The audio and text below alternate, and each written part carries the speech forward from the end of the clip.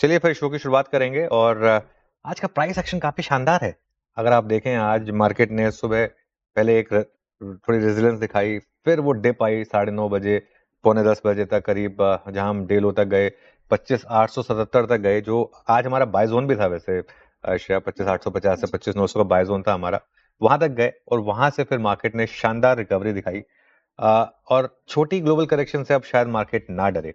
ये एक आज मार्केट का वर्डिक्ट है। बैंक निफ्टी ने फिर नया ऑल टाइम हाई लगाया। फिर से बैंक निफ्टी ने आज रिकवरी को लीड किया। तो ये अपने आप में एक इंपॉर्टेंट चीज है, क्योंकि जो एक सेक्टोरल, जो एक लीडरशिप पॉकेट है, जो लीडरशिप इंडेक्स है, जब वो मार्केट की रिकवरी को लीड करे तो अपने आप एक कंफर्ट फैक्टर एक रिकवरी में ज्यादा आता है और उस वजह से आपको थोड़ी सी खुशी भी रहती होगी। हाँ, आज की इस पूरी रिकवरी में अगर एक चीज मैं कहूंगा कि जो थोड़ी मुझे कम पसंद आई, जिससे लग रहा है कि थोड़ा रिस्क अभी भी रहेगा, वो है मार्केट ब्रेथ और mid cap index. Mid cap ने आज रिकवरी नहीं दिखाई, मतलब उतनी रिकवरी नहीं दिखाई जितनी लार्ज कैप्स ने दिखाई। एडवांस डिक्लाइन में अगर आप देखें तो आज पूरे दिन गिरने वाले शेयर्स के फेवर में रहा है। तो ये थोड़ा सा एक फैक्टर हो सकता है, लेकिन लेट्स वेट एंड वॉच आखिरी के 1.5 घंटे में हमारे लिए मार्केट क्या करके देगा। बिल्कुल, आखिरी का 1.5 घंटा कैसा रहता है उस पे नज़रें रहेंगी। लेकिन जैसा कि आप बता रहे थे, मार्केट का प्राइस एक्शन काफ़ी अच्छा, जो आपने सुबह सुझाया था कि बाय ऑन डिप्स की स्ट्रैटेजी रहेगी मार्केट में, वही होती हुई नजर आई। निफ्टी के लेवल सटीक मिले, बैंक निफ्टी ने लीड किया। ब्रेथ हालांकि खराब है मिड कैप की वजह से। लेकिन अब बड़ा सवाल ये कि जिस तरीके से ग्लोबल मार्केट्स गिरे हैं, क्या ये एक चिंता का विषय है? इसलिए हमारे मार्केट ने, जैसे कल हमने मंडे की रैली देखी थी, शायद इसलिए आज वैसी परफॉर्मेंस नहीं दिखी, या फिर एक्सपायरी का दिन है इसलिए वो भी एक बड़ा फैक्टर है। और क्या अगर ग्लोबल मार्केट्स में इसी तरह की गिरावट आएगी तो वो चिंता की विषय होगी? और ऐसे मूड माहौल में कैसा लग रहा है अभी आपको मार्केट का टेक्सचर? क्या करना चाहिए? लेवल्स क्या होंगे? देखिए, मार्केट का आज रिस्पॉन्स बहुत सधा हुआ है। हम्म। मार्केट को एक चीज समझ में आ गई है कि अभी जो यूएस मार्केट में शायद एक थोड़ी सी रीजनेबल करेक्शन आ रही है, उसके बावजूद मार्केट ज्यादा नहीं गिरा।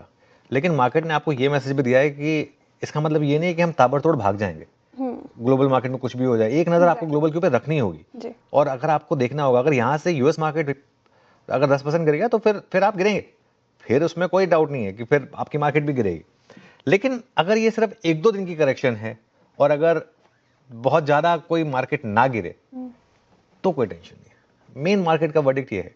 और उसके लिए निफ्टी का लेवल जो होगा, जो आज सुबह में बात कर रहे थे, 25,700 750, बस उसके नीचे नहीं जाना चाहिए अभी के लिए मार्केट का टेक्सचर। लेकिन बाय ऑन डिप्स है। आज जो सुबह हमारी बात हुई थी कि एक बार के लिए तो हम लीप ऑफ फेथ में बाय ट्रेड की बात करेंगे, कि एक बार के लिए तो आप डिप पे बाइंग करिए और हो सकता है कि मार्केट उसे रिस्पेक्ट करे, और खासतौर से बैंक निफ्टी उसको रिस्पेक्ट करे। तो ये तो आई थिंक एक लॉजिकल था।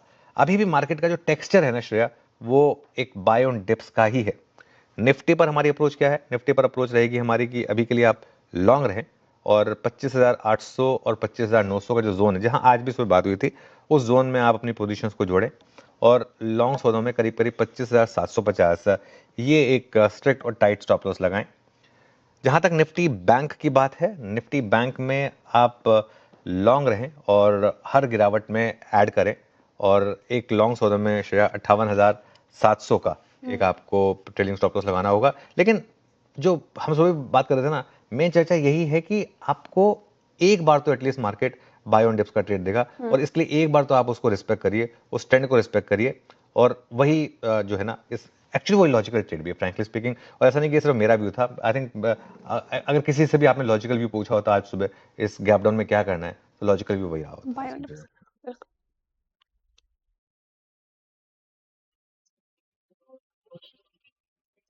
मैं तो एक व्यू ले रहा हूँ कि डरना मत है। मतलब पूरे टाइम यूएस मार्केट में इतनी बड़ी रैली हुई, मैसिव रैली हुई, उसमें हमने एक ढेले का पार्टिसिपेशन नहीं किया, तो उनके गिरने से हम क्यों गिरे?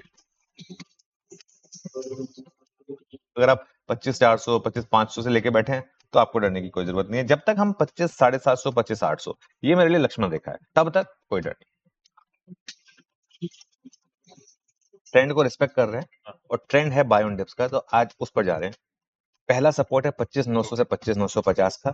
बाय करिए 25,900 से 25,950 के बीच में, और ऐड करिए 25,850 से 25,900। मेरी फीलिंग ये है कि मार्केट फिर वहां से शायद आपको रिवर्सल दिखाए 10:30 11 बजे के बाद से, पॉसिबिलिटी रहेगी उसकी। निफ्टी बैंक ने हमारा पहला बड़ा लक्ष्य जो था 59,000 का, वो अचीव किया, जो हम 58,000 पे एक टारगेट लिया था। अब नेक्स्ट बिग टारगेट 59,500 और 60,000 के हैं। एंट्री का बेस्ट जोन रहेगा 58,500 से 58,700। यहाँ पर भी मैं आज एक लीप ऑफ फेथ के साथ जा रहा हूँ, क्योंकि इंडेक्स इतना स्ट्रांग है और हर किसी ने रैली मिस की है, बहुत लोगों ने मिस की है, तो लोअर लेवल पे बाइंग आनी चाहिए। चलिए एक काम करते हैं, अब वीरू के पास चलते हैं और जानते हैं आज स्टॉक स्पेसिफिक एक्शन कैसा रहा। Veeru, good afternoon. Good afternoon Anuj. देखिए, स्टॉक स्पेसिफिक में अनुज मैं विद स्टैंडर्ड डिस्क्लेमर चैनल का स्वामित्व प्रबंधन रिलायंस इंडस्ट्रीज होल्ड करते हैं, बट रिलायंस पर रखना चाहूंगा पहला फोकस। अनुज, रिलायंस आज एक इंडेक्स के कंट्रीब्यूटर और आई थिंक स्ट्रेंथ प्रोवाइडर के लिहाज से क्रिटिकल है। इस स्टॉक ने 16 अक्टूबर से लेकर आज 18 नवंबर हो गई, अब तक नॉट अ सिंगल सेशन 10 डेमा वायलेट किया। आज भी शुरुआती दौर में कमजोरी थी और 10 डेमा से सपोर्ट लेके डे हाई पर। बट याद रखिएगा, मैं इसको इसलिए मेंशन कर रहा हूं क्योंकि 9 जुलाई 2025 को जब फर्स्ट टाइम रिलायंस में ब्रेकडाउन आया था, 10 डेमा टूटा था, वो यही लेवल था। तो रिलायंस आज कुछ इंटरेस्टिंग कर रहा है और करीब 11.25 लाख का इंडेक्स ट्रेडर के पर्सपेक्टिव से ये चीज गौर करने लायक है कि रिलायंस एक बड़ा कंट्रीब्यूटर बनता हुआ, और इसकी स्ट्रेंथ, इसके ऑप्शन स्टैट्स को प्लीज रीड कीजिएगा। दूसरा रखूंगा मैं मारुति।